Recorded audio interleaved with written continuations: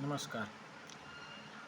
वेदव्यास महाभारत यामधील जो 5वा भाग आहे तो आपण टीचमेंटवरती घेतला होता, पण त्याचं रेकॉर्डिंग अजून उपलब्ध झालेलं नाही. काहीतरी त्यांचा सर्व्हर साईड प्रॉब्लेम आला, त्यामुळे ते यूट्यूबवर अपलोड करू शकलो नाही. त्यामुळे जी काही कथा सांगितली होती तो संपूर्ण इतिहास आता पुन्हा सांगतो. 5व्या दिवशीमध्ये जे काही सांगितलेलं ते. तर 4थ्या भागामध्ये आपण शेवटी बघितलं होतं की पांडवांचा जन्म कसा झाला, कौरवांचा जन्म कसा झाला, त्याचबरोबर अश्वत्थामा वगैरे त्यांचा जन्म बघितला. बरोबर, अश्वत्थामाचं थोडंसं आपण बालपण बघितलं होतं. द्रोणाचार्य त्याचबरोबर द्रुपद यांच्यामध्ये वाद कशामुळे झाला ते बघितलं होतं.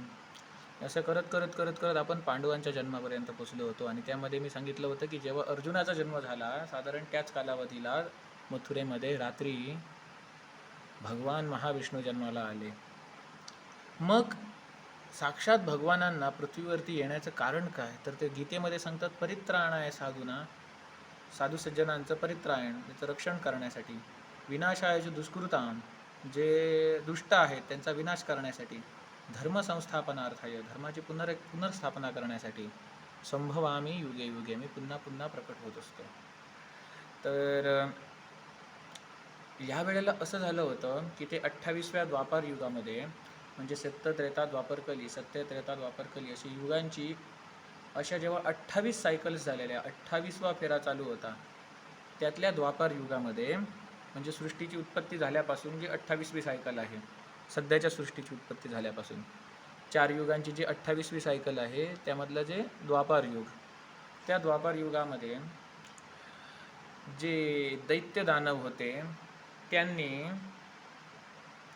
राजकुळामध्ये, राजवंशामध्ये जन्म घेतला होता. आणि इतके बलवान बनलेले, इतके प्रजेला त्यांनी पिडून सोडलेलं की सगळी प्रजा व्याकुळ झाली होती. देवतांना सुद्धा अशक्य झालं होतं की त्या राजांना हरवणे.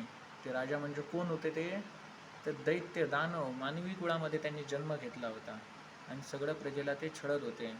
यज्ञयागादी कर्मे बंद करून टाकली होती. तर यज्ञयागादी कर्मांमुळे काय होतं की वेळेवर पाऊस पडणे वगैरे तुम्ही ऐकला. तर मग पावसाचा आणि यज्ञयागादी कर्मांचा संबंध काय, तर तुम्हाला मी पहिल्याच भागामध्ये एक PDF दाखवली होती, महाभारतच्या पहिल्या भागामध्ये.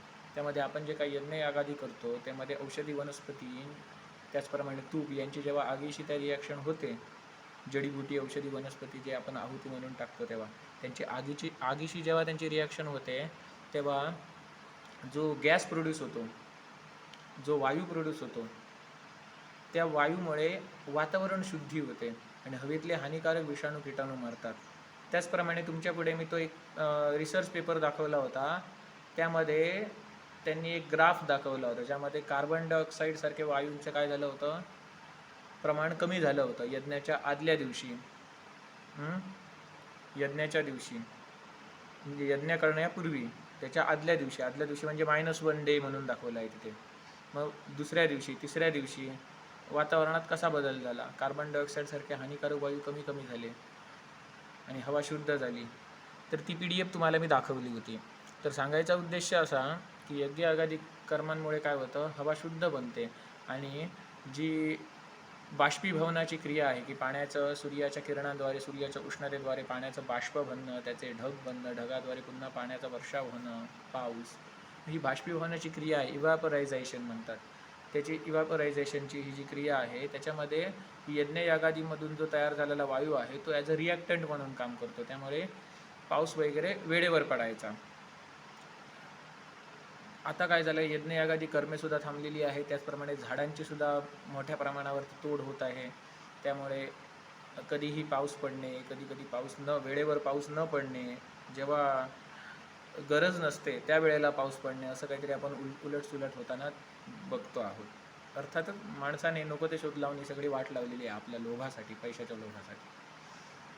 सांगायचा मुद्दा असा की त्यावेळेला सुद्धा व्यक्ती एवढे उन्मत्त झालेले होते, यज्ञयागादी कर्म थांबवलेली होती आणि या राजांचा अन्याय होता तो आपली भूदेवी सहन करू शकली नाही. भूदेवी म्हणजे कोण, आपण जिच्यावरती राहतो पृथ्वी, ते त्या देवीचं आधी भौतिक स्वरूप, आणि जी भूदेवी आहे ती आधी दैविक स्वरूप. आपल्याजवळ असणारी लक्ष्मी म्हणजे सुंदरता म्हणा, किंवा संपत्ती म्हणा, हे काय झालं, लक्ष्मीचं आधी भौतिक स्वरूप आणि आधी दैविक स्वरूप म्हणजे भगवान नारायणांची पत्नी, भगवान नारायणांची सहचारिणी. तर ते लक्ष्मीचं आधी दैविक स्वरूप. त्याचप्रमाणे जो सूर्य आपल्या डोळ्यांना दिसतो, तो सूर्य काय झाला, आधी भौतिक स्वरूप.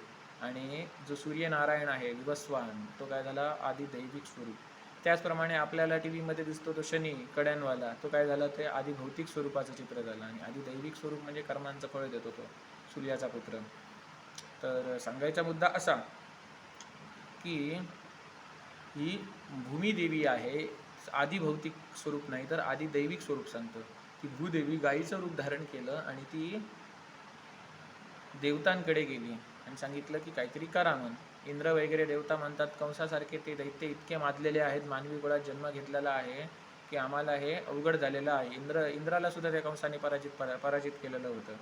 मग इंद्र वगैरे देवता त्या गोरूप धारण केलेल्या भूमीला घेऊन ब्रह्मदेवाकडे गेल्या आणि ब्रह्मदेवाकडे घेऊन निघले. ब्रह्मदेव म्हणाले तर माझ्याकडे तर सृष्टीच्या निर्मितीचं काम आहे, तेवढंच मी करू शकतो, चला शिवशंकरांकडे जाऊया. तेव्हा ते सर्वजण मिळून शिवशंकरांकडे गेले. तर शिवशंकर म्हणाले की असं जेव्हा जेव्हा घडून येतं तेव्हा भगवान नारायण पृथ्वीवरती अवतीर्ण होतात, तर चला सर्वांनी मिळून त्यांच्याकडे जाऊया. मग सगळे देवी देवता, शिवशंकर, ब्रह्मदेव, गोमाता हे तिकडे गेले. गोमातेला पुढे करून, गोमाता म्हणजे कोण, भूदेवी गोमातेचं रूप धारण करून आली होती.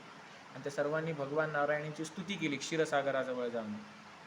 ती स्तुती केली ते म्हणजे काय, वेदांमधील जे पुरुष स्तुत्त आहे, सहस्त्र शीर्षा पुरुष, सहस्त्राक्ष, सहस्त्रपाद, त्या स्तोत्राने भगवंताची स्तुती केली आणि भगवंताची वाणी त्यांच्या कानी पडली. भगवान नारायण म्हणाले काळजी करू नका, मी वसुदेव आणि देवकीच्या पोटी जन्म घेईन.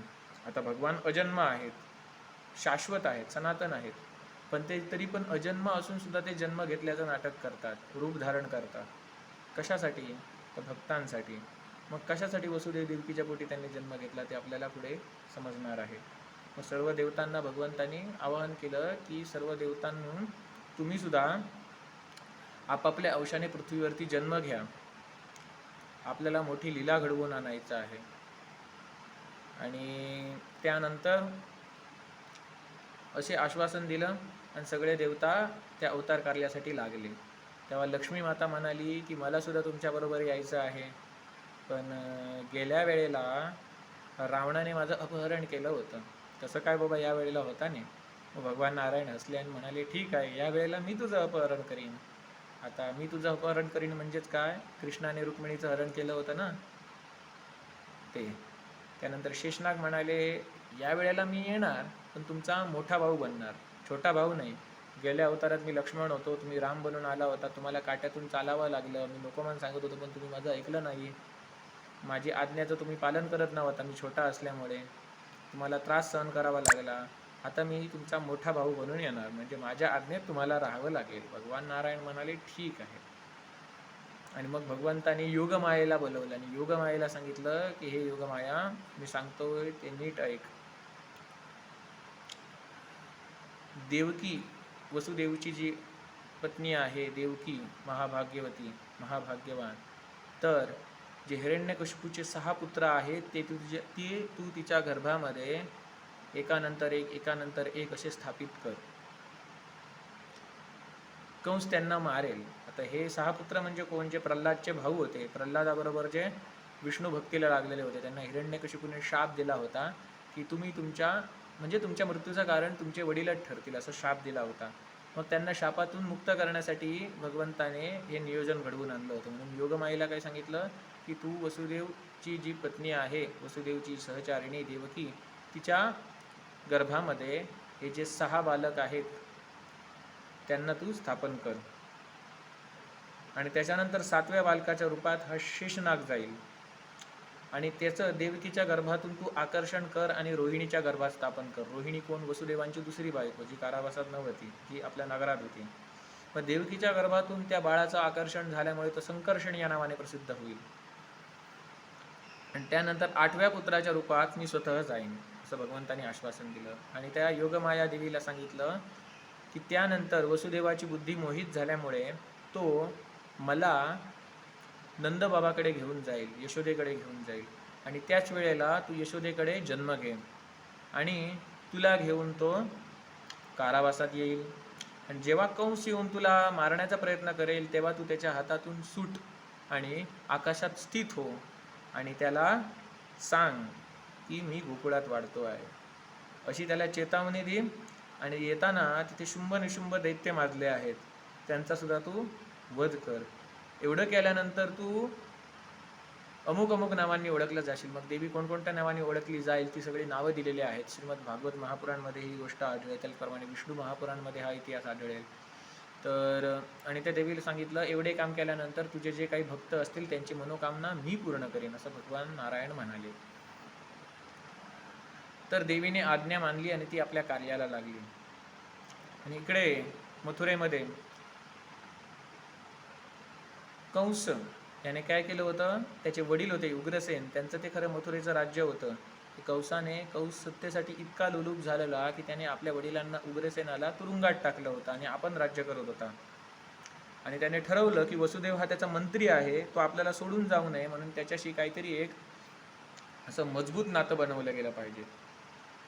ते आता मजबूत नातं म्हणजे कशा प्रकारे केलं जाईल, तर कंसाची एक चुलत बहीण, तिचं नाव देवकी, तर देवकी हिचा विवाह जर वसुदेवाबरोबर लावला गेला तर चांगलं होईल, आपल्याला हा कायमचा आपला रिश्तेदार बनेल, नातेवाईक बनेल.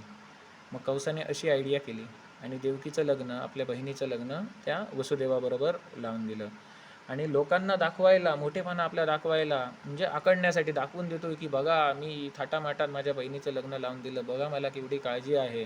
स्वतः तो त्या रथाचा सारथी बनला, नवरा नवरी आहेत त्या रथाचा सारथी, वधूवर आहेत त्या रथाचा सारथी कंस स्वतः बनला. जुनं लोकांना दाखवून देत होता की बघा मी किती चांगला राजा आहे, माझ्या बहिणीचं लग्न मी स्वतः लावून देतोय. म्हणजे हा खोटा आव लोकांमध्ये आणून दाखवत होता. आणि हा खोटा आव आहे हे लोकांना समजवण्यासाठी, म्हणजे ह्याचं भांडं फोडण्यासाठी देवतांनी आकाशवाणी केली. काय, अरे मूर्ख कंसा, तू ज्या देवकीचं रथ वाहून नेत आहेस त्याच देवकीचा 8वा गर्भ तुझ्या मृत्यूला कारणीभूत ठरेल.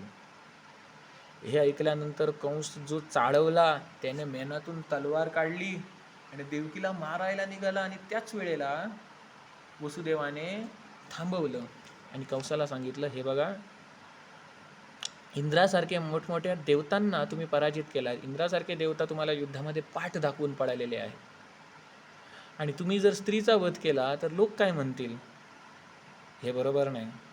तुम्ही ज्याचा जन्म झालेला नाही त्यालाच तुम्ही घाबरला असं लोक म्हणतील, जन्म व्हायच्या आधीच तुम्ही त्याला घाबरला असे म्हणतील. आधी जन्म तर होऊ द्या बालकाचा, देवकीला मारून तुम्हाला काय मिळेल, स्त्रीला मारल्याची तुमची बदनामी होईल फुकटची, तुमचं वैर देवकीच्या मुलाशी आहे ना, मग देवकीचे मुलं जे 8वा मुलग्याशी आहे ना, तर 8वा मुलगा मी तुम्हाला देईन ना, देवकीला कशाला मारून टाकताय. असा युक्तिवाद करून वसुदेवांनी कंसाला देवकीला मारण्यापासून लांब केलं. आणि त्यानंतर कंस म्हणाला ठीक आहे. आणि वसुदेव आणि देवकीला पहिला पुत्र झाला. त्यावेळेला वसुदेव देवकी तुरुंगात नव्हते, पहिला पुत्र झाला. पहिला पुत्र झाल्यानंतर तिथे नारद मुनी आले आणि कंसाला पिचवायला लागले. अरे कंसा, अरे काय चालवलंस तू, तिकडे देवकीच्या पुत्राचा जन्म झालाय आणि तू असा स्वस्थ बसून आहेस, अरे तो तुझ्या नाशाला कारणीभूत ठरणार आहे ना. तर कंस म्हणाला, पहिला पुत्र नाही, 8वा पुत्र. नारद म्हणतात, 8वा पुत्र? 8वा पुत्र कुठला? पहिल्यापासून 8 नंबरचा पुत्र, दुसऱ्यापासून 8 नंबरचा पुत्र, तिसऱ्यापासून 8 नंबरचा पुत्र, की 8व्यापासून 8 नंबरचा पुत्र? 8व्यापासून 8 नंबरचा पुत्र म्हणजे कोण? 1 नंबरचा पुत्र, बरोबर ना. अरे कंसा, देवतांनी आकाशवाणी केलेली आहे ती, देवतांवर भरोसा ठेवू नको. समुद्र मंथनाला काय केलं माहिती आहे ना, तो विष्णू नेहमी देवतांच्या बाजूने असतो. अमृत होतं ते, कसं तुम्हाला त्याने मोहिनी घातली आणि अमृत घेतलं आणि देवतांना पाजलं आणि तुमच्या वाट्याला काय आलं. त्यामुळे हे कंसा सावध हो. तो जो पहिला बालक जन्माला आलेला आहे, देवता सांगतील 8वा आणि येईल तो पहिला जन्माला आणि तुला हरवील. लय देवता कपटी आहेत रे.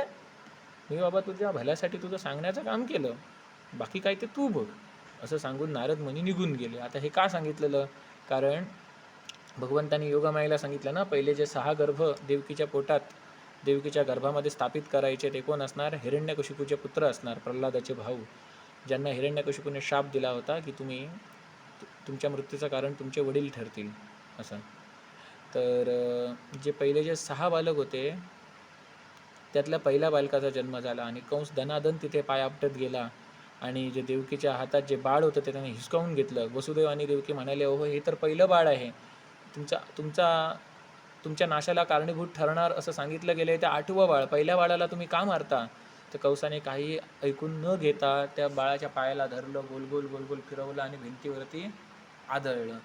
भिंतीवरती रक्ताचा ठसा उमटला आणि पहिल्या बाळाचा मृत्यू झाला. आणि कंसाने त्या वसुदेव देवकीला दोघांना एकाच तुरुंगात ठेवलं, कारण जर वेगवेगळे ठेवलं असतं तर पुढचं मूल होणं अशक्य होतं आणि पुढचं मुलंच जर जन्माला आलं नाही तर लोक काय म्हणतील, बघा कंस 8व्या मुलाला घाबरला, देवकीच्या पुत्रांना घाबरला, त्यांचा जन्मच व्हायला देत नाही, हा एवढा घाबरलेला आहे, असं सगळेजण म्हणतील. म्हणून कंसाने काय ठरवलं, यांना जबरदस्ती करून बाळाला जन्म द्यायला लावायचा आणि बाळाचा जन्म झाल्यानंतर आपण त्यांना मारायचा. 8च्या 8 पुत्रांना मारलं की मग तो वसुदेव देवकीला मुक्त करणार असं त्याने ठरवलं होतं. तर दुसऱ्या बाळाचा जन्म झाला, कंसाने तेच केलं. 3रा 4था 5वा 6 बालके, देवकीचे 6 बाळं असे त्याने कंसाने मारून टाकली. आणि 7व्या बाळाचा जन्म व्हायचा होता त्यावेळेला साक्षात शेषनाग देवकीच्या गर्भात त्याने अंशरूपाने प्रवेश केला. आणि ज्या दिवशी ते प्रकट होणार होते त्या दिवशी योगमायेने सांगल्याप्रमाणे देवकीच्या गर्भातून त्या बाळाचं आकर्षण करून रोहिणीच्या गर्भात स्थापन केला. रोहिणी म्हणजे वसुदेवांची पहिली बायको, जी शहरामध्ये राहत होती, तुरुंगामध्ये नव्हती. आणि आकर्षण केल्यामुळे त्याला संकर्षण हे नाव पडलं. तो म्हणजे कोण? बलराम, रोहिणीपुत्र बलराम. आणि लोकांनी म्हणजे तिथले पहारेकरी होते, त्यांनी कंसाला काय सांगितलं, बाळ तिच्या गर्भात होतं पण ते गर्भातच मेलं असं आम्हाला वाटतंय, गर्भ गळला तो, असे त्यांनी सगळीकडे ओरड केली. म्हणजे सगळ्यांना सांगितलं, म्हणजे कंसाला आणि सांगितलं. आणि आता वेळ होती ती 8वा बालक देवकीच्या पोटी जन्म घेणार आहे. मग भगवान विष्णू वसुदेवांच्या वसुदेवांच्या निमित्ताने देवकीच्या गर्भात त्यांनी प्रवेश केला. आणि देवकीच्या गर्भात प्रवेश केला आणि सगळी देवी देवता स्तुती करू लागले आकाशातून. जो सर्वव्यापक नारायण आहे, ज्यांनी आपल्या 3 पावलांमध्ये संपूर्ण ब्रह्मांड व्यापलं होतं, तो सर्वव्यापक नारायण देवकीच्या गर्भात कसा काय मावला, काय त्या परमेश्वराची लीला आहे, असं सर्वजण भगवंताची स्तुती करू लागले. माझ्या मते श्रीमद भागवत महापुराणाचा 2रा आणि श्रीमद भागवत महापुराणाचा 10व्या स्कंदातला 2रा आणि 3रा अध्याय आहे, त्यामध्ये ही स्तुती आलेली आहे, गर्भस्तुती म्हणून. आणि विष्णू पुराणमध्ये 5वा स्कंद 5वा अंश आहे, त्यामधील अध्याय आहे, त्यामधील 2रा अध्याय असेल, पहिला 2रा अध्याय.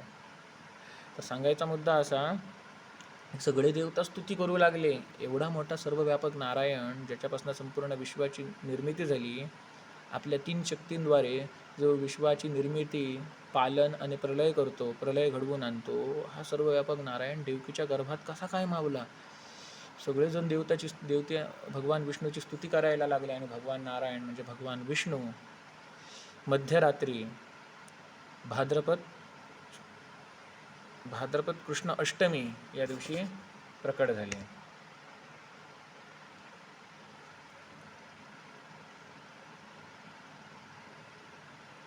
कृष्ण पक्षामध्ये शुक्ल पक्ष आणि कृष्ण पक्ष. कृष्ण पक्षाच्या अष्टमीला कोणत्या महिन्यातील? भाद्रपद महिन्यातील भगवान नारायण प्रकट झाले तुरुंगामध्ये.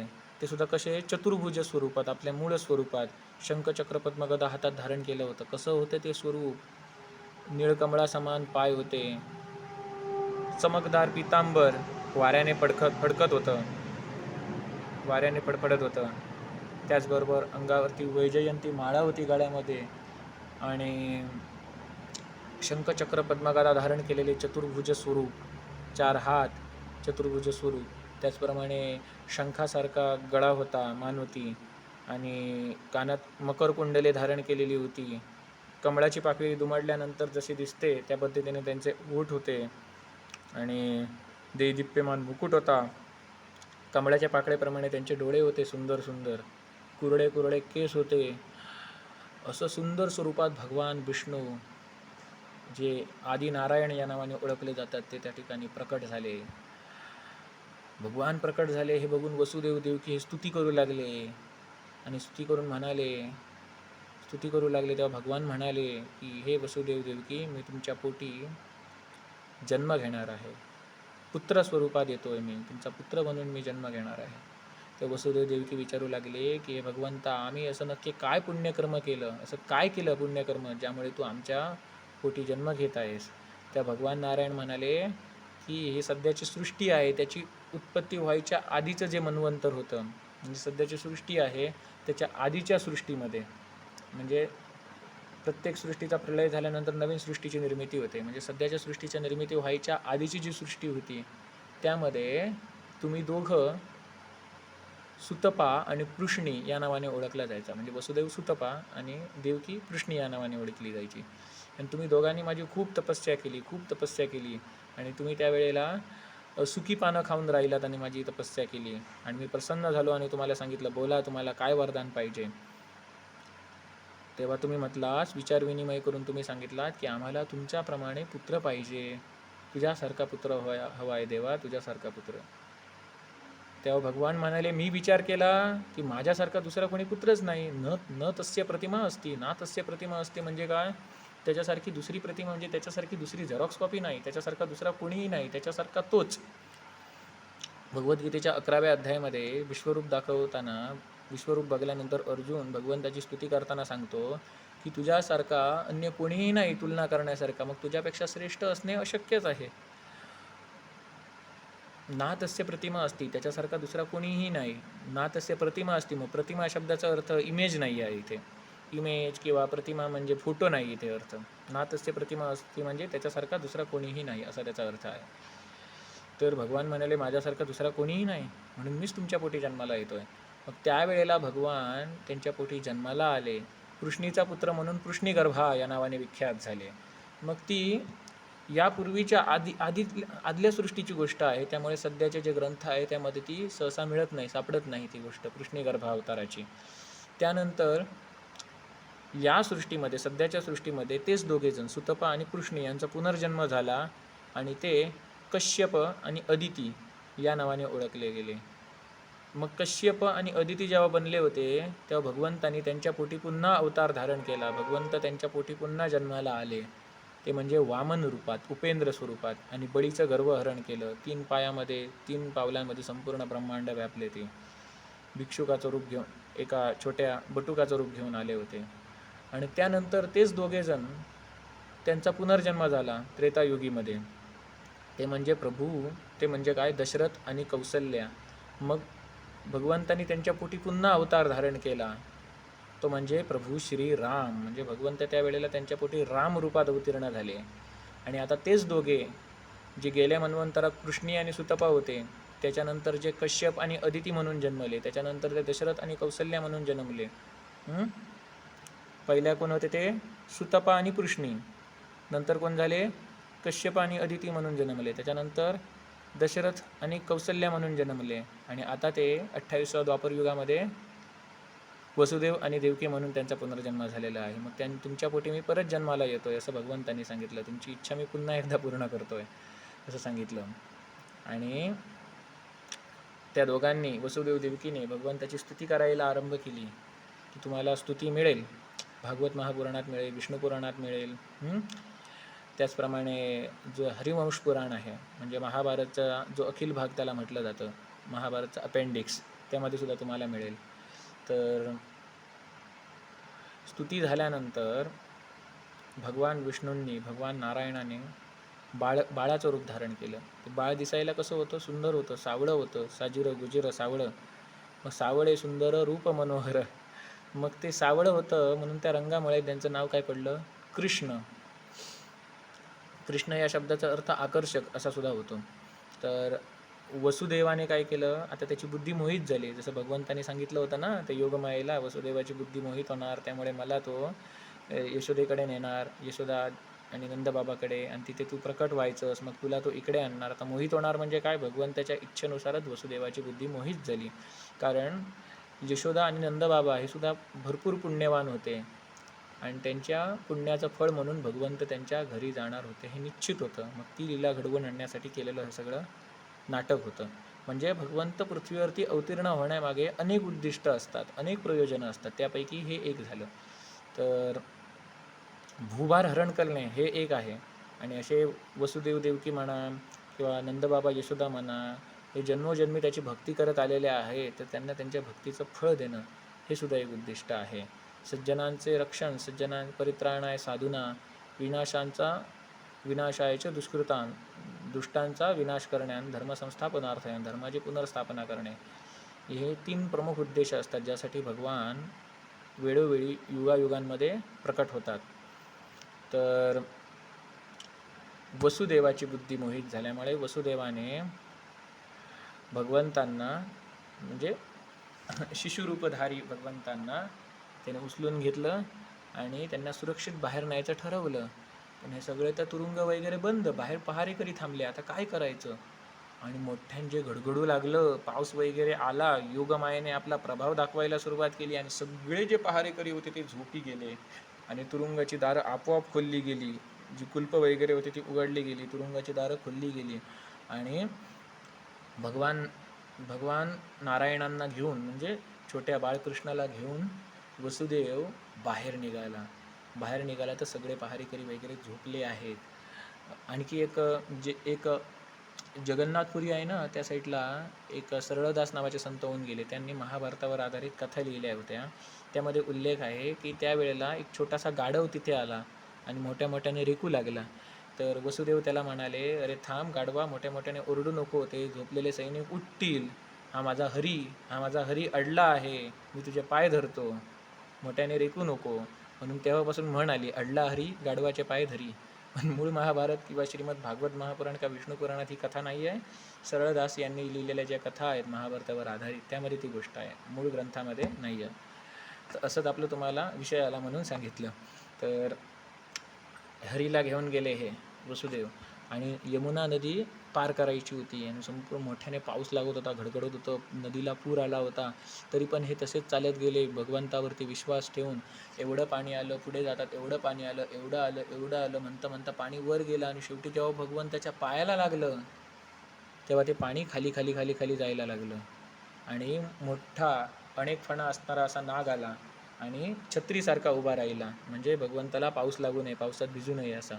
वसुदेव आणि भगवंत भिजू नयेत अशा पद्धतीने तो उभा राहिला नाग पाठी येऊन आणि रेंगळत सरपट त्यांच्या मागून गेला. जसं आपण छत्री धरून जातो एखाद्या संताला किंवा राजाला, त्या पद्धतीने तो त्यांना असा आश्रय देत, सावली देत किंवा पावसाच्या पाण्यापासून रक्षण होईल असा तो त्यांच्या पाठीमागून चालत राहिला फणावर काढून.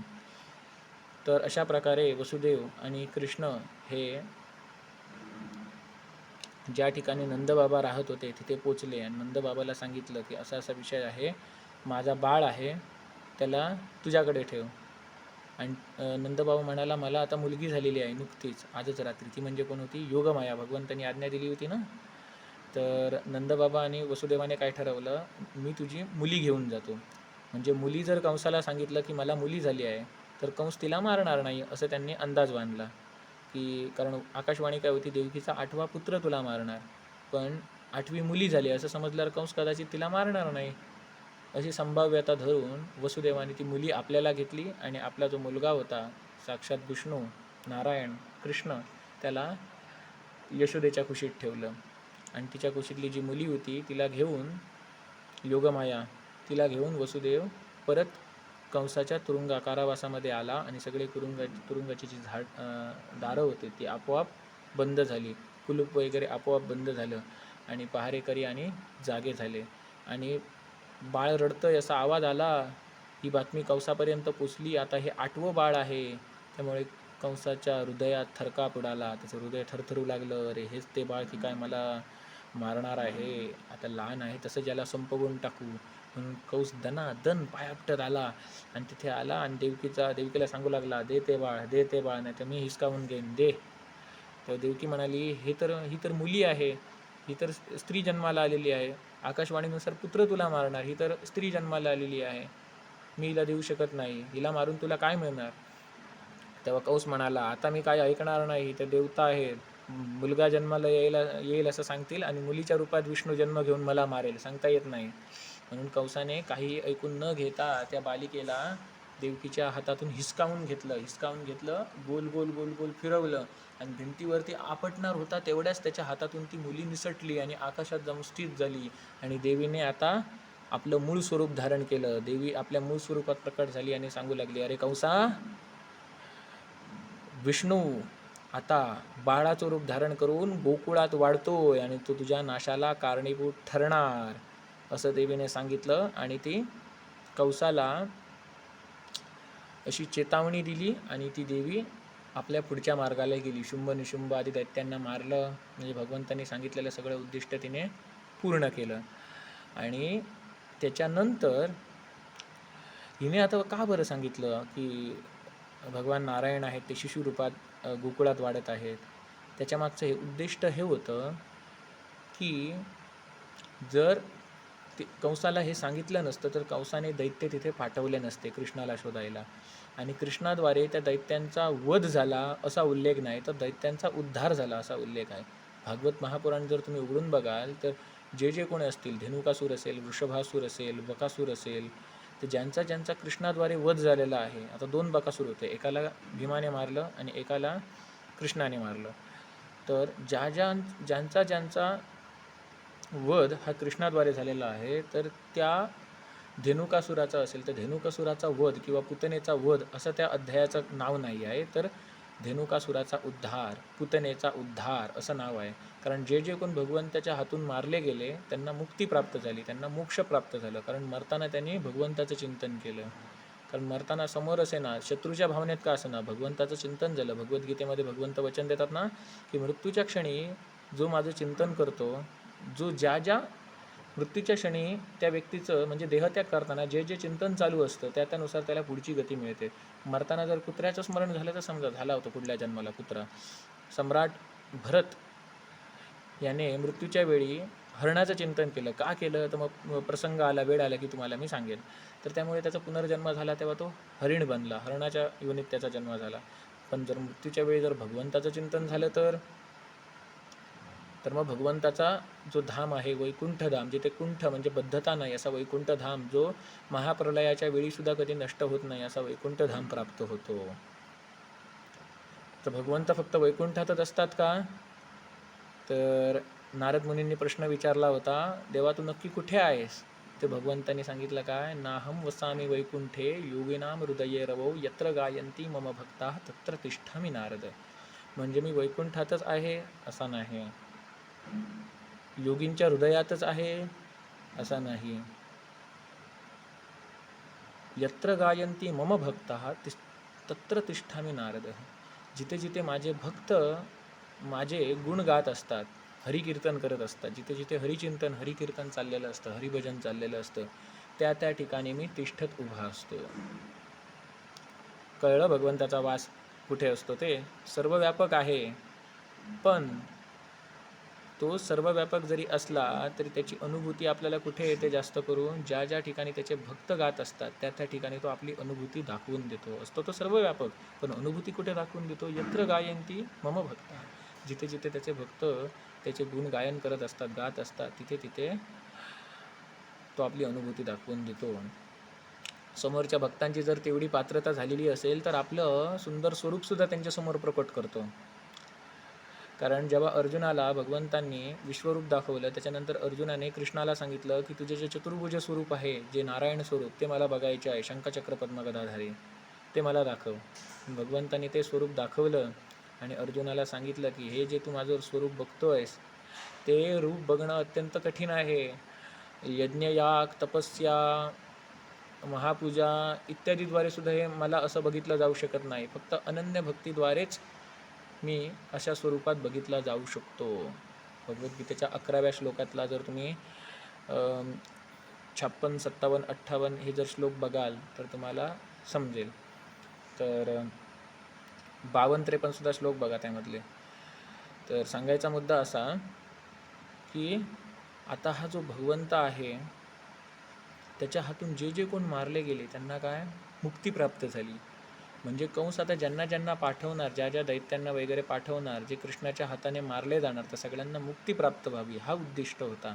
म्हणून त्या देवीने काय केलं, भगवंताच्या आज्ञेनुसार कंसाला चेतावणी दिली की ते गोकुळात वाढत आहेत. याचं मागचं कारण समजलं ना. आणि मग कृष्ण तिकडे गोकुळात वाढू लागले, त्यांचा बारसा वगैरे झाला. गर्गाचार्य तिथे होते आलेले. आता गर्गाचार्यांना माहिती होतं हे साक्षात हा विष्णू आहे, परमात्मा आहे, भगवंत आहे. आणि एक चकटासूर म्हणून होता, तो जो बैलगाडीसारखा, जो बैल काढल्यानंतर गाडीचा जो उरलेला भाग असतो ना, त्याच्यावरती तो आला होता. आणि भगवंतानी आपला एक फक्त पाय लावला, कशाला, एका मडक्याला लावला, आणि तो बैलगाडीसारखा भाग होता तो असा वरते गेला, आणि त्यावरती एका मडक्यात जो लपून बसलेला होता अदृश्य स्वरूपात, तो असुर नष्ट झाला. त्यानंतर कंसाने आज्ञा दिली की या 2 दिवसात जे कोण जन्मलेले बालकं आहेत त्यांना मारून टाकायचं आहे. मग कंसाने काय केलं, त्याची एक बहीण होती पुतना नावाची, तर तिला कंसाने आज्ञा दिली की तू तुझ्या स्नानांना कालकूट नावाचं विष लाव, आणि ते विष लावून तू स्तनपान कर बालकांना, जे या दिवसा 1-2 दिवसात जे जन्मलेले आहेत त्यांना, या आत्ताच्या दिवसांमध्ये जे जन्मलेले तुला दिसतील त्यांना. म्हणजे त्यामध्ये कृष्णसुद्धा असणार आणि तो सुद्धा संपणार असं कंसाला वाटलं, आणि त्याने पुतणेला पाठवलं. मग पुतना आपल्या स्नानांना ते कालकूट नावाचं विष लावायची, आणि त्या बाळाच्या आईचं रूप धारण करून तिथे जायची, आणि त्या बाळाला विष पाजायची स्तनांद्वारे. आणि अशीच जेव्हा ती कृष्णाकडे आली यशोदेचं रूप घेऊन, तेव्हा यशोदा बाहेर दुसरं काम करण्यात व्यस्त होती. त्यावेळेला यशोदेचं रूप धारण करून ती पुतना आली, आणि तिने कृष्णाला उचलून घेतलं. बघतोय ते कृष्णा हसतोय, आणि कृष्णाच्या तोंडामध्ये आपलं स्तन दिलं, आणि ज्याला त्या स्तनाला काळकूट विष लावलेलं होतं, आणि त्याला स्तनपान करू लागली. बघतोय तर खूप वेळ झाला, कृष्ण स्तनपान करतोय, पण त्याला काहीच फरक पडत नाही. जे कालकूट विष, ज्या कालकूट विषाच्या प्रभावाने साक्षात महादेवसुद्धा मूर्छित झाले होते, ते कालकूट विषाने कृष्णाला काहीच होत नाही या बाळाला. असं कसं? आणि मग भगवान कृष्ण हसू लागले दूध पिता पिता, आणि दुधाबरोबर काळकूट विषाबरोबर त्यांनी तिचे प्राणही खेचून घेतले, प्राणांचंही शोषण केलं. त्यामुळे पुतना राक्षसिणीचं जे शरीर होते ते निष्प्राण होऊन जमिनीवरती पडलं, आणि त्यावेळेला ती तिच्या मूळ स्वरूपात आली. आणि हा धडा मोठ्यानं आवाज आला, धाड दिशी मोठ्यानं आवाज आला, आणि सगळे जे गावकरी होते ते तिथे येऊन जमले.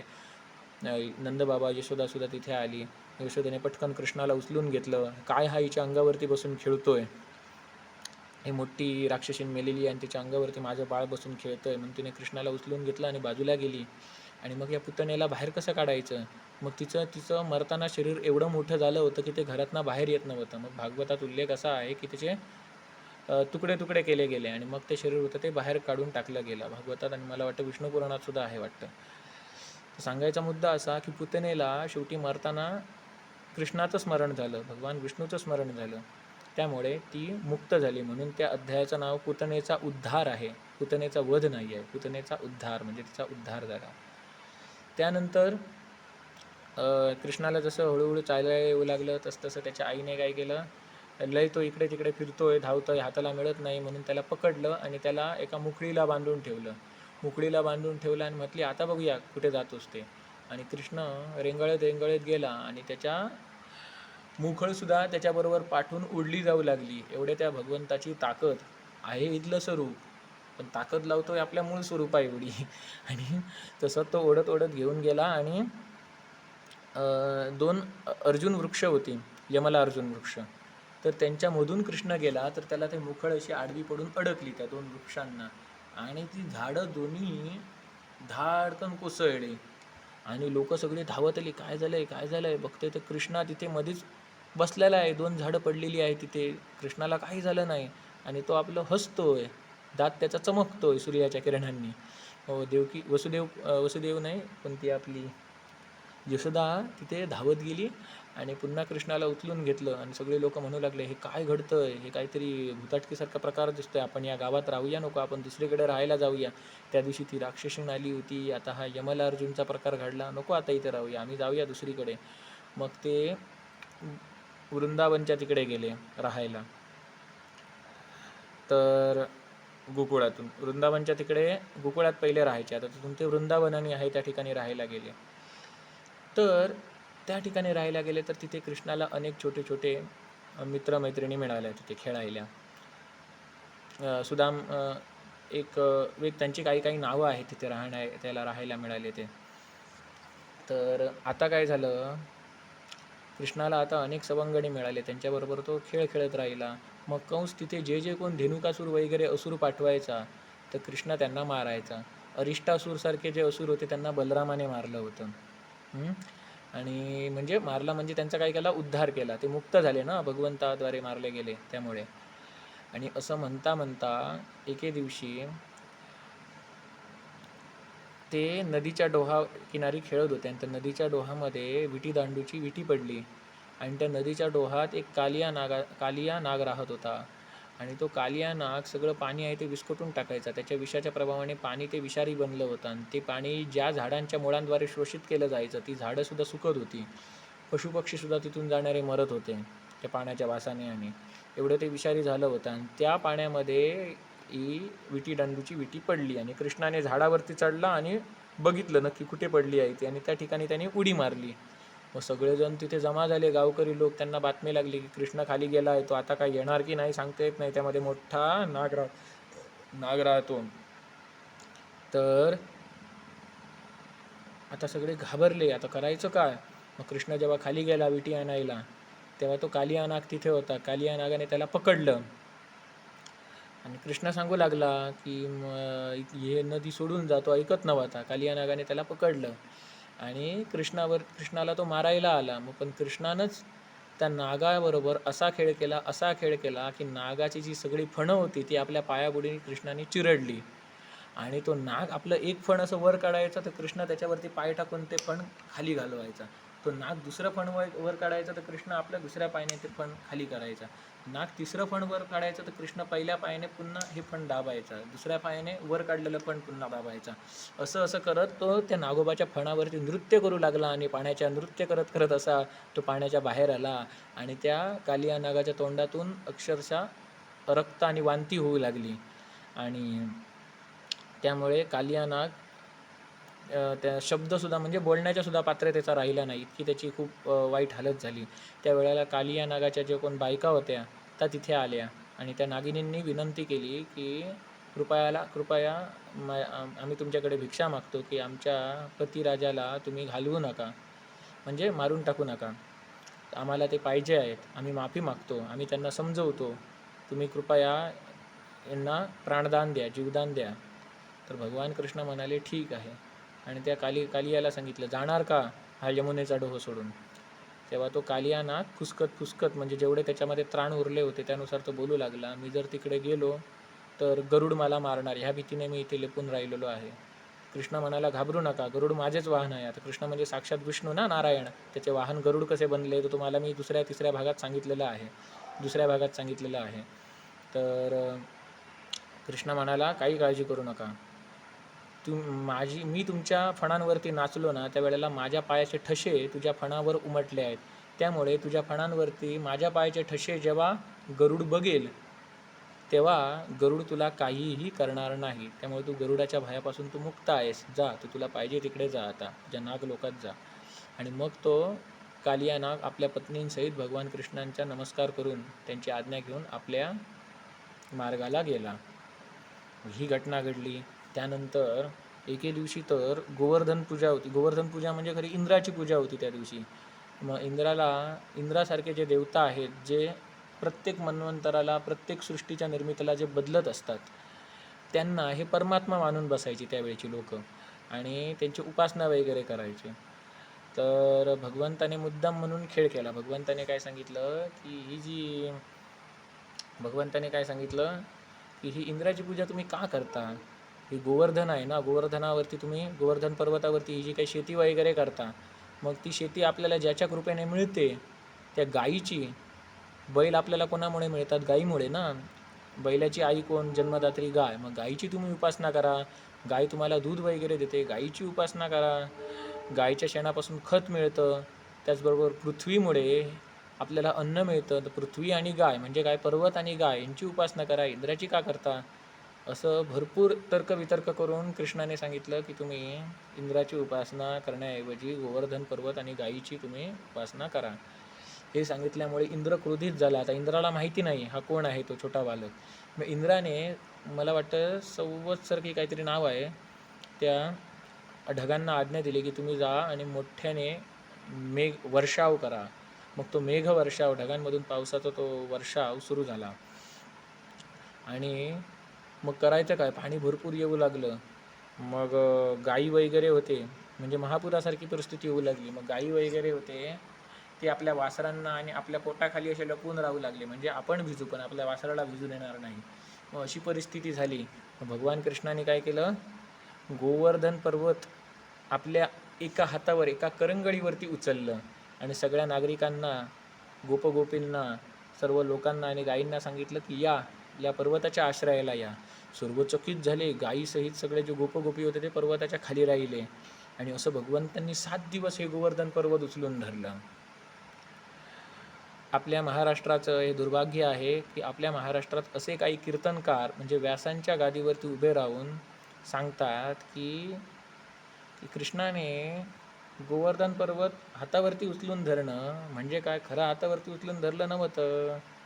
त्यांनी त्या लोकांना सांगितलं की गुहेमध्ये तुम्ही जाऊन राहा, असं 7 दिवस गुहेमध्ये ठेवलं होतं. असे स्वतःच्या मनाने काहीतरी ते कथा रचवतात. आणि कीर्तना म्हणजे व्यास गादीवर येऊन, नारदांच्या गादीवर उभे राहून ते असे काहीतरी आपल्या मनाच्या कथा सांगतात. कारण ते काय म्हणतात की मी गोवर्धन पर्वत एका हातावर उचलू शकत नाही, म्हणजे कृष्णसुद्धा उचलू शकत नाही. कारण ते कृष्णाला काय म्हणतात, सामान्य मनुष्य म्हणतात, त्याला ते ईश्वर समजत नाहीत.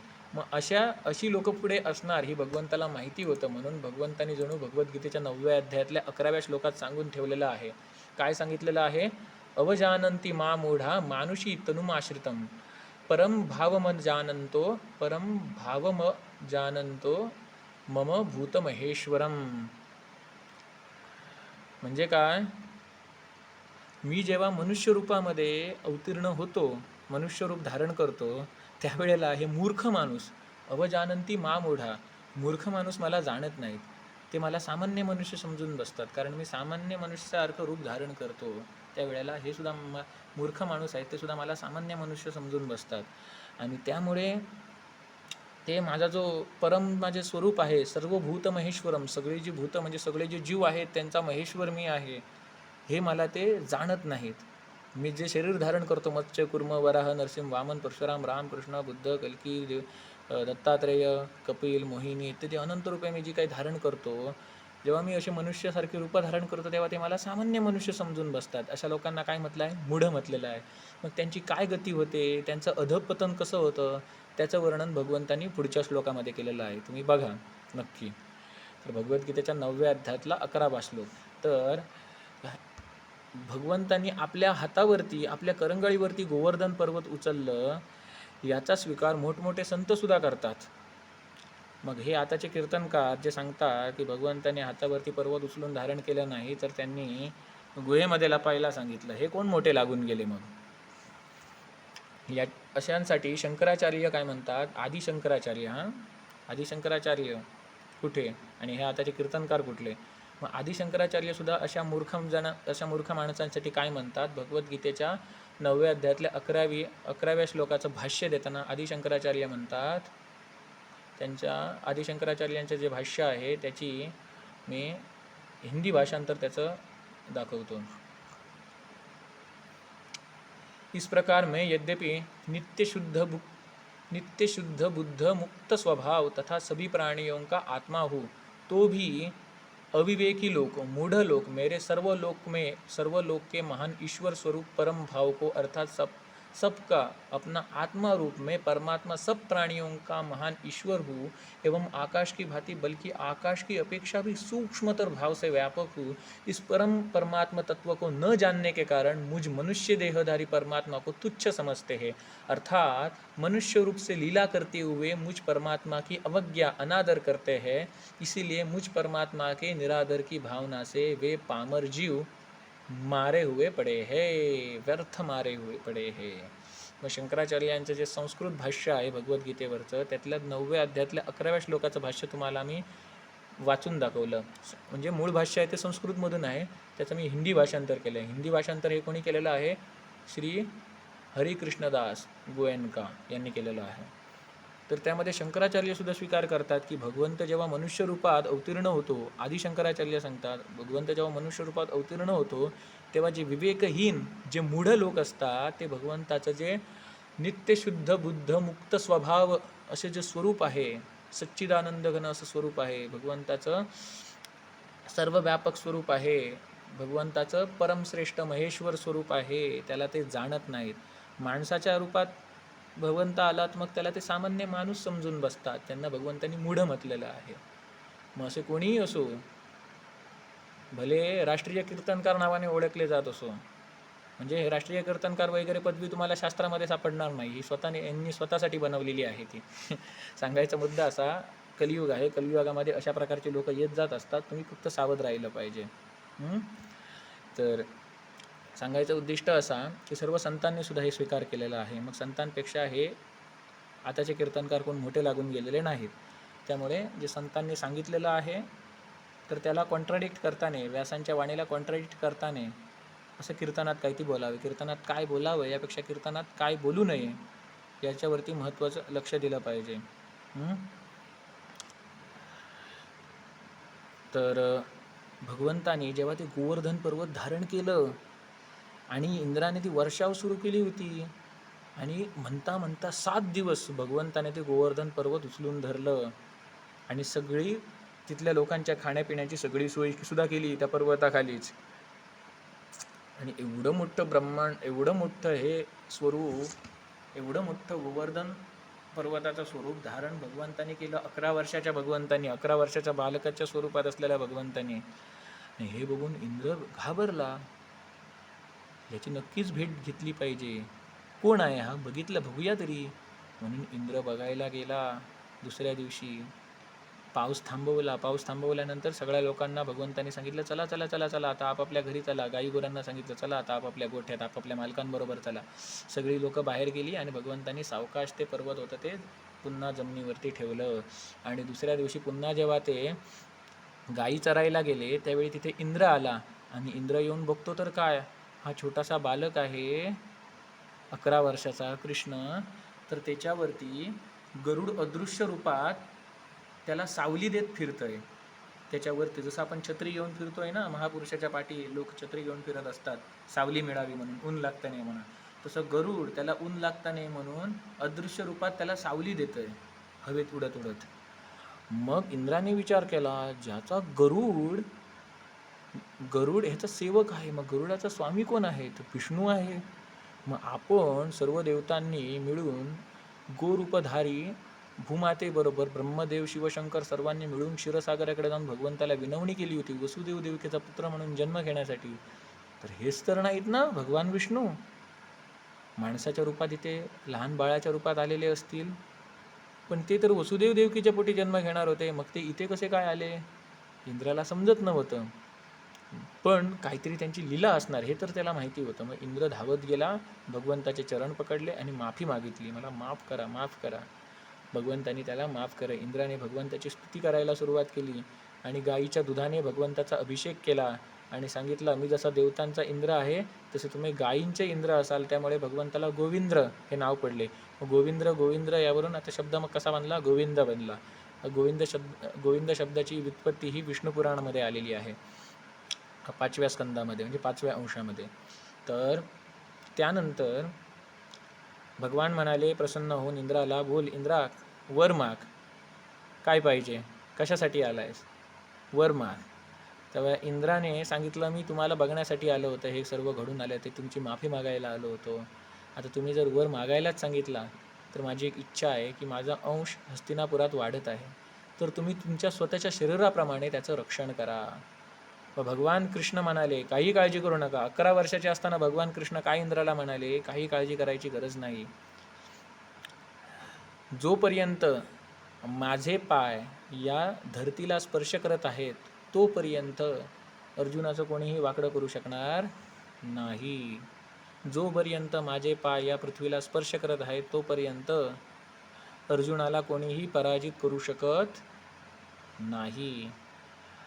आणि यापुढे आतापर्यंत मी धेनुकासूर वगैरे जे कंसाने पाठवलेले दैत्य होते, धेनुकासूर असेल, बृकासूर असेल, त्याचप्रमाणे अरिष्टासूर इत्यादींचा आम्ही वध केलेला आहे.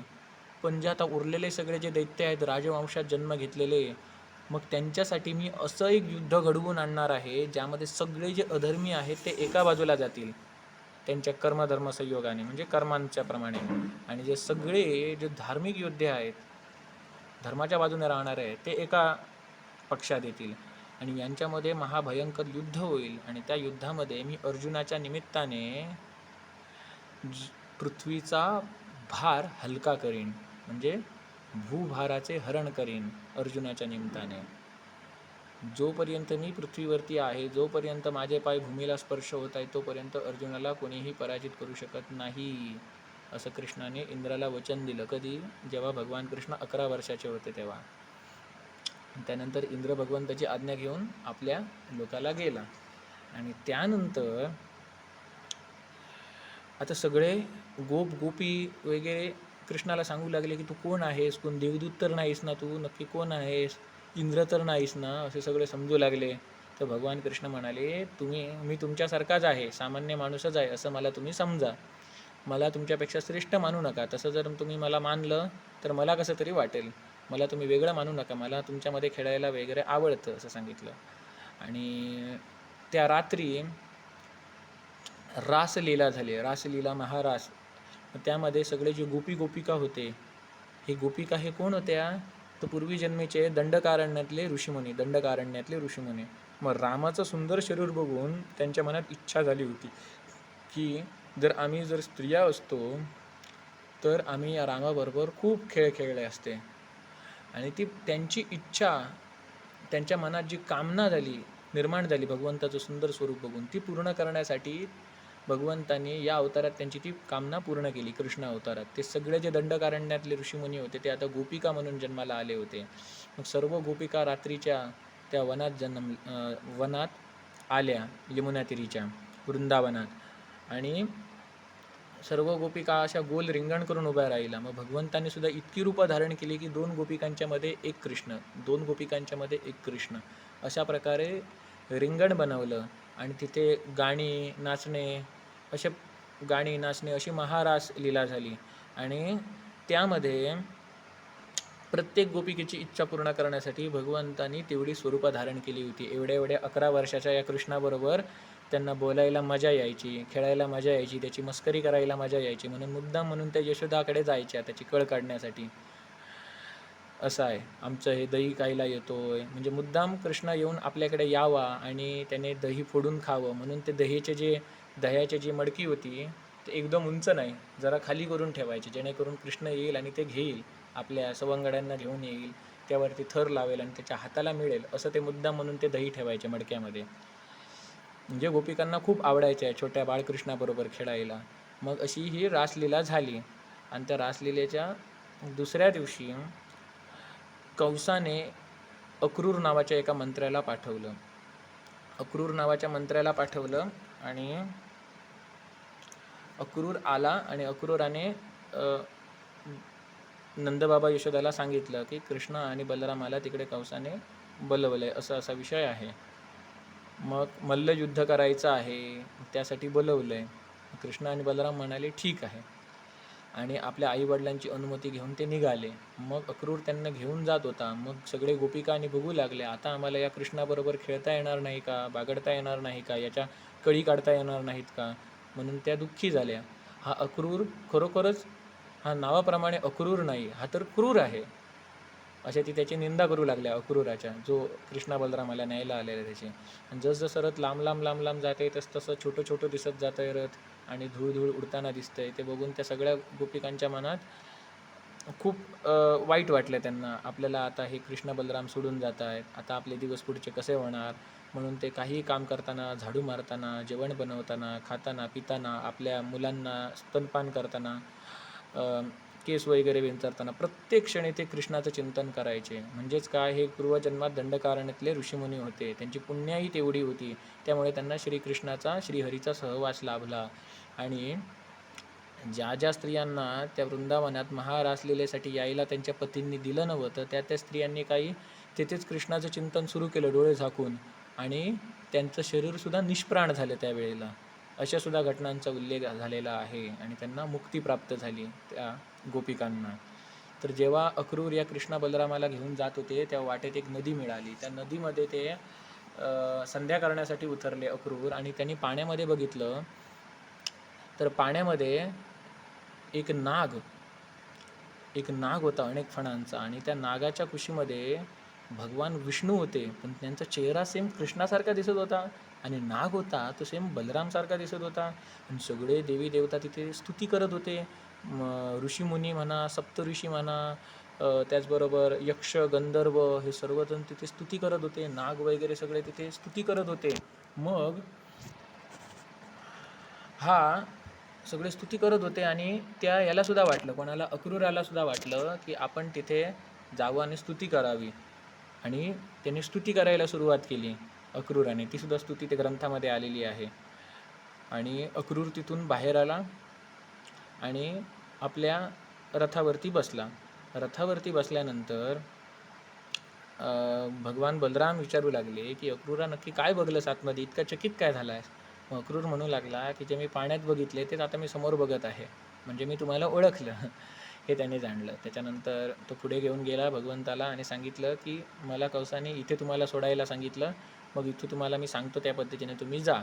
मग तो मार्ग सांगितला. तर कृष्णा आणि बलरामला जाता जाता तिथे एका बाजारामध्ये गेले, तर तिथे एक धोबी होता. धोबीसुद्धा तो कसा होता, कंसासारखा होता, विचित्र, काही ऐकून घेत नव्हता. तर तिथे त्यांनी काही त्यांच्याकडे कपडे मागितले, तर हे कपडे तो धोबी द्यायला तयार नव्हता, पुढची उत्तरं देत होता. तरी पण यांनी हट्ट धरला. मग धोबीने या छोट्या बालकांवरती हात उचलला. मग त्याने हात उचलला, तो चुकवला, आणि भगवंतानी आता आपण त्याच्यावरती हात उचलला आणि एक हात असा मारून दिला कानाखाली, तर त्या धोब्याचे जे मुंडकं होतं ते त्याच्या शरीरापासून अलग झालं. आणि मग त्याच्यातले जे निळ्या रंगाचे कपडे होते ते बलरामाने धारण केले, आणि जे पिवळ्या रंगाचे कपडे होते ते भगवान कृष्णाने धारण केले. आणि तिथून ते पुढे गेले. तर तिथे एक कुब्जा नावाची एक कुरूप कंसाची दासी होती. तिला मोठं पोंग आलेलं होतं. मग ती उठणं घेऊन जात होती कंसासाठी. कृष्ण आणि बलरामाने तिला अडवलं, सांगितलं कुठे जात आहे, हे उठणं आम्हाला देतेस का? तर तिने म्हटलं हे कंसासाठी घेऊन जाते, स्पेशल कंसासाठी आहे. मग ते म्हणाले आम्हाला दे की. मग ती म्हणाली ठीक आहे, इतके जर मागता ते देते मी तुम्हाला. आणि तिने उठणं दिलं, आणि भगवान कृष्ण प्रसन्न झाले तिच्यावरती, आणि तिच्या पायावरती भगवान कृष्णाने आपण पाय ठेवले, आपले पाय तिच्या पायावरती ठेवले, आणि तिची हनुवटी आहे तिला असं भगवंतांनी धरलं आणि असं उभं केलं.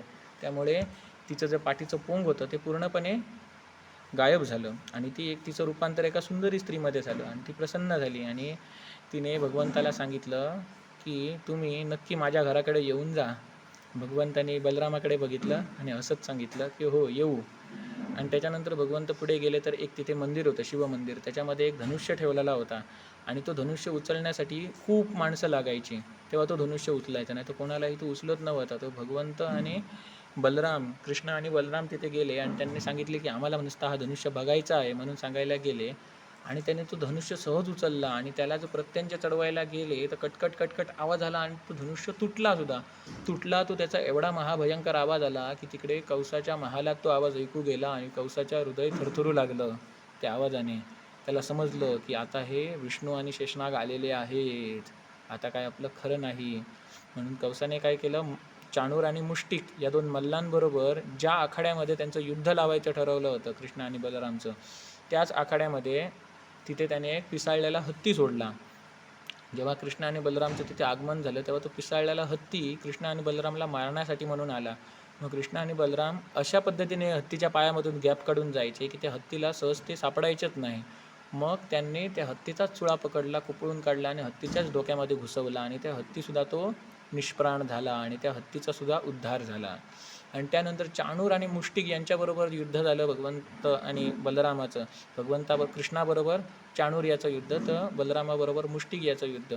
चाणूर आणि मुष्टिकला सुद्धा मल्लयुद्धात भगवान आणि बलराम हे कसे पडले, जड पडले. मग हे युद्ध चालू असताना ते आखाड्यामध्ये बघायला आलेल्या सगळ्या ज्या बायका वगैरे होत्या, भरपूर गर्दी होती. तर त्यामधल्या ज्या बायका म्हणत होत्या, हे काय, हे बरोबर नाही, हा न्याय नाही.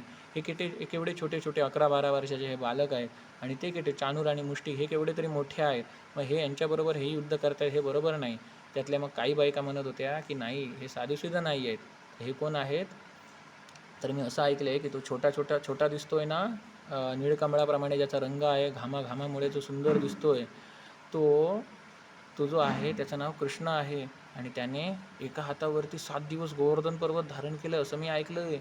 मग दुसरी म्हणते, होय होय, मी सुद्धा त्याने मोठ्या सापाला त्याने मारलं आहे असं मी बघितलेलं आहे. तिसरी म्हणते, होय होय, मी सुद्धा त्याच्या भरपूर लीला ऐकलेल्या आहेत, साक्षात भगवंत तो आहे असं सगळेजण म्हणतात. मग अशी त्या बायकांमध्ये चर्चा चाललेली होती. आणि तिकडे कृष्णाने त्या चाणूरला पराजित केलं. म्हणून विष्णू सहस्त्रनाममध्ये एक नाव आलेलं आहे, चाणूरांध्र निषूदनाय नमः. आणि बलरामाने मुष्टिकला पराजित केले. तेव्हा कंस धडाडकन उठला आणि म्हणू लागला की हे जे वसुदेव देवकी आहे त्यांना मारून टाका आताच्या आता.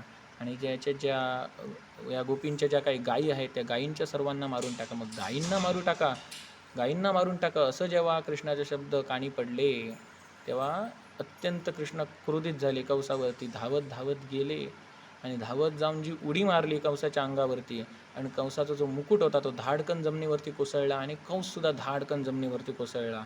आणि भगवंतांनी धावत जाऊन कंसाच्या छातीवरती जी उडी मारली, उडी मारताना एवढा भार केला आपल्या शरीराचा, एवढा भार केला की जणू वामन अवतारात 3 पावलांमध्ये जेवढी जमीन व्यापली होती, जेवढं ब्रह्मांड व्यापलं होतं तेवढ्या भाराने उडी मारली आणि कंस निष्प्राण झाला. म्हणजेच कंसाचा सुद्धा उद्धार झाला. मग कंसाच्या बायका रडू लागल्या. मग तिथे भगवंतांनी त्यांचं काय केलं, त्यांना शांत केलं आणि तिथून भगवान तुरुंगात गेले. वसुदेव देवकीला त्यांनी मुक्त केले. त्याचप्रमाणे कंसाचे वडील उग्रसेन यांना सुद्धा तुरुंगातून मुक्त केलं आणि त्यांचं राज्य पुन्हा त्यांना दिलं. म्हणजे भगवंतांनी जेव्हा कंसाला मारलं तेव्हा ते राज्य मथुरेचं आपल्याला घेतलं नाही, तर ते उग्रसेनला दिलं, त्याच्या वडिलांना. आणि त्यांना इंद्राची एक सेना दिली. इंद्राला आज्ञा केली की तुझी जी सुधर्मा नावाची सेना आहे ती या उग्रसेनला दी. जेव्हा माझं काम पूर्ण होईल त्यानंतर तुझी सेना पुन्हा तुला दिली जाईल असं इंद्राला सांगितलं. त्याचप्रमाणे जेव्हा नरकासुराचा वध केला तेव्हा नरकासुराच्या मुलाला ते राज्य दिलं, आपण घेतलं नाही. त्याला सांगितलं तुझ्या वडिलांप्रमाणे तू वागू नको, धर्मपूर्वक वागून हे राज्य चालव. त्याचप्रमाणे जरासंधाला मारलं तेव्हा म्हणजे भीमाद्वारे जरासंधाला मारलं तेव्हा जरासंधाच्या मृत्यूनंतर जरासंधाचा जो मुलगा सहदेव नावाचा होता त्याचा राज्याभिषेक केला आणि त्याला सांगितलं तू राज्य सांभाळ, पण तुझ्या वडिलांप्रमाणे तू अधर्म करू नको, धर्मपूर्वक राज्य सांभाळ. सांगायचा मुद्दा असा की त्याचप्रमाणे भगवंतांनी स्वतः राज्य घेतलं नाही, तर उग्रसेनचं राज्य पुन्हा उग्रसेनला दिलं. आणि मग वसुदेव आणि देवकी तुरुंगातून बाहेर आले आणि पुन्हा पहिल्यासारखे थाटामाटात राहू लागले. त्यानंतर वसुदेव आणि देवकी यांना जी कन्यारत्न प्राप्त झालं ते म्हणजे कोण, सुभद्रा. आणि अशा प्रकारे भगवान कृष्ण तिथे राहू लागले. आणि त्यानंतर सांदीपनी मुनींकडे भगवान कृष्ण आणि बलराम यांनी वेद अध्ययन केलं. 14 विद्या 64 कला हे कमी दिवसामध्ये ते शिकले. आणि त्यांना गुरुदक्षिणा म्हणून त्यांचा मेलेला पुत्रसुद्धा आणून दिला.